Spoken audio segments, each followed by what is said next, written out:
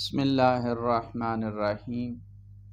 سورۃ مجادلہ میں خداوند عالم فرماتا ہے الذین یظاہرون منکم من نسائہم ما ہن امہاتکم انا امہاتکم الا اخن۔ دیکھیے اس آیت میں خداوند عالم فرماتا ہے کہ تم میں سے جو لوگ اپنی بیویوں سے زہار کرتے ہیں وہ ان کی مائیں نہیں ہیں، ان کی مائیں صرف وہ ہیں جنہوں نے ان کو جنا ہے، پیدا کیا ہے۔ دیکھیے زہار فقہی مسئلہ ہے، اور زہار کا معنی یہ ہے کہ زہر سے بنا ہے۔ زہر کہتے ہیں کمر کو، پیٹھ کو۔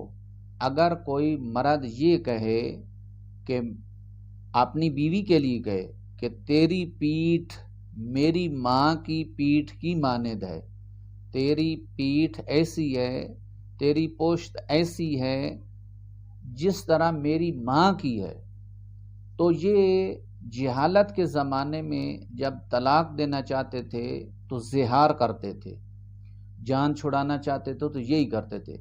اب اسلام آیا اور اسلام نے کچھ قوانین وضع کیے اور صحیح طریقے سے کہا کہ دیکھو صرف اگر مرد یہ کہے کہ تیری پیٹھ میری ماں کی مانند ہے تو زہار واقع ہو سکتا ہے۔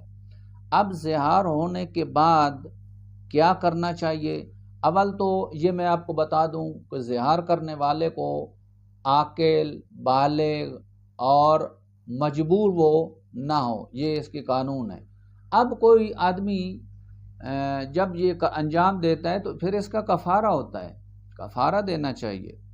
اگر یہ کہتا ہے تو پھر کفارہ دینا ہے، اور کفارہ ایک غلام کو آزاد کرنا ہے کہ جو اس زمانے میں نہیں ہے، اور 2 مہینے پے در پے روزے رکھنے ہیں جو 1 مہینہ اور 1 دن پے در پے ہوتے ہیں، اور یا 60 مسکینوں کو کھانا کھلانا ہوتا ہے۔ تو یہ تینوں کفارے جو ہیں نا مراتب کے لحاظ سے ہیں۔ غلام کو آزاد کرو، وہ نہیں ہے تو پھر 2 ماہ روزے رکھو، وہ نہیں ہے تو 60 مسکینوں کو کھانا کھلا دو، یا کچھ جائز بھی ہوتا ہے جو ان میں سے آپ کر سکتے ہیں۔ البتہ بعض فقہا کہہ لیں کہ ہم بستری کرنا حرام ہے، لیکن بوسہ لینا، پیار کرنا، لذت لینا یہ جائز ہے، اور بعض کہتے ہیں کہ ہم بستری کے ساتھ ساتھ باقی لطف اندوز ہونا بھی حرام ہے۔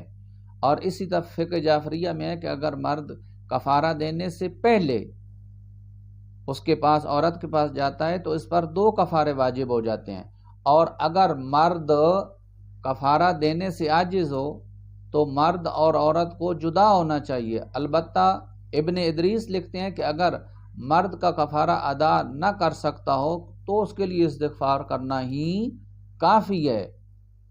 اور اسی طرح